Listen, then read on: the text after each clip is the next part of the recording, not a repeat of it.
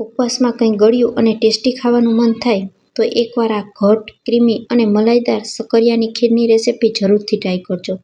ફક્ત 15 મિનિટમાં બનીને તૈયાર થઈ જાય છે અને ખીરનો સ્વાદ એવો કે એકવાર ખાધા પછી તમારી દાઢે રહી જશે. તો ફ્રેન્ડ્સ, આજનો વિડીયો પૂરો જોયા પછી તમને વિડીયોમાં કંઈ પણ પસંદ આવે તો વિડીયોને એક લાઇક કરી ચેનલને સબસ્ક્રાઈબ જરૂરથી કરજો.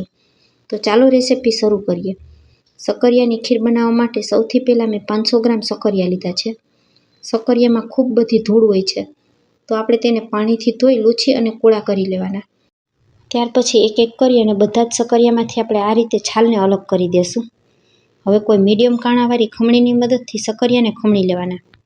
એકદમ ઝીણું પણ ખમણ તૈયાર નહીં કરવાનું અને વધારે પડતું જાડું પણ તૈયાર નહીં કરવાનું.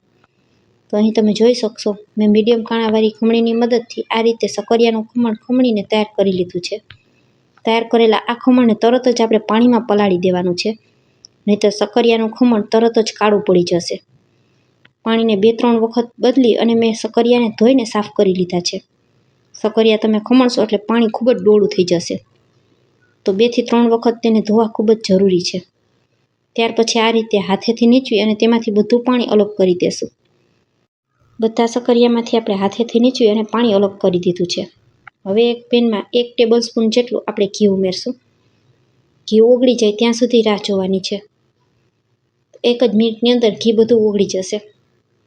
તો હવે તૈયાર કરેલા સક્કરિયા ઉમેરી દેશું અને ચમચાથી હલાવી અને આપણે 2 થી 3 મિનિટ સુધી ઘીની સાથે સક્કરિયાને શેકી લેવાના, જેથી તેમાં ઘીનું કોટિંગ થઈ જશે.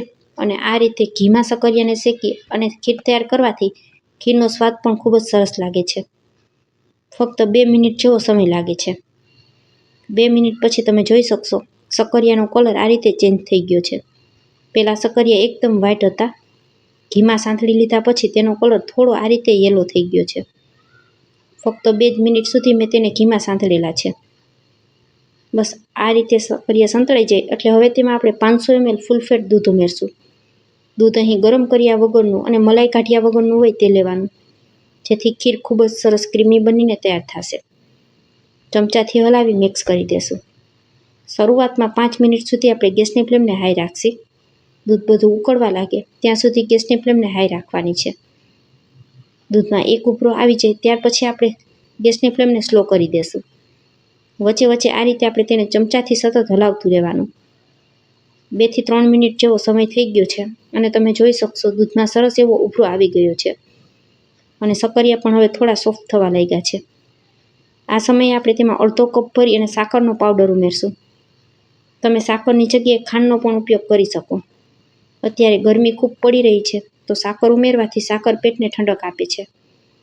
સાકરનો પાવડર ઉમેરશું એટલે દૂધ ફરી પાછું થોડું આ રીતે પાતળું થઈ જશે, કારણ કે સાકરનું પાણી થશે. તો ફરી પાછું આપણે 5 મિનિટ સુધી તેને થવા દેવાનું છે. તો તેની ઉપર ઢાંકણ ઢાંકી અને ગેસની ફ્લેમને એકદમ સ્લો કરી દેશું અને ધીમા તાપ ઉપર મેં તેને 5 મિનિટ સુધી થવા દીધું હતું. હવે તમે જોઈ શકશો સક્કરિયા એકદમ સરસ સોફ્ટ થઈ ગયા છે. તો તમને લચ્છેદાર ખીર પસંદ હોય તો સક્કરિયાને આ જ રીતે રહેવા દેવાના. હું ખીરને એકદમ સરસ રબડીદાર તૈયાર કરવાની છું. તો આ રીતે પાઉંભાજી મેસરની મદદથી આપણે સક્કરિયાને મેશ કરી લેશું. તો રબડી પીતા હોય એવો સ્વાદ આ ખીરનો તમને આવશે. તમે તમારી ચોઈસ મુજબ સક્કરિયાની ખીર તૈયાર કરી શકો. તો તમે જોઈ શકશો બધા સક્કરિયા એકદમ સારી રીતના મેશ થઈ ગયા છે. ત્યાર પછી અહીં થોડા કેસરના તાતણાને મેં ગરમ દૂધમાં પલાળી અને પહેલાં જ રાખી દીધા હતા. તો આપણે કેસરવાળું દૂધ ઉમેરશું. ચપટી એવો એલચી પાવડર ઉમેરશું. થોડી આ રીતે કિસમિસ ઉમેરશું અને થોડો આ રીતે અધકચરો ભૂકો કરેલ બદામ ઉમેરશું. ચમચાથી હલાવી બધું મિક્સ કરી દેશું. હવે અડધી મિનિટ સુધી ગેસની ફ્લેમને ફાસ્ટ કરી લેશું. બધું એકદમ સરસ મિક્સ થઈ જાય ત્યાં સુધી ખીરને ઉકાળી લેવાની અને ત્યાર પછી ગેસને તરત જ બંધ કરી દેવાનો. તો અહીં તમે જોઈ શકશો આપણી ખીર એકદમ સરસ ઘટ, ક્રીમી અને મલાઈદાર તૈયાર થઈ છે. તમે ઈચ્છો તો આ ખીરને આ રીતે ગરમા ગરમ પણ સર્વ કરી શકો. અને અત્યારે ગરમી ખૂબ જ પડી રહી છે, તો તમને પસંદ હોય તો ખીરને ફ્રીજમાં મૂકી અને ઠંડી કરી રબડીની જેમ પણ સર્વ કરી શકાય છે. ઠંડી ખીરનો સ્વાદ પણ ખૂબ સરસ આવે છે. થોડી આ રીતે ઉપરથી ડ્રાય રોઝ પેટલ ઉમેરશું. Thanks for watching.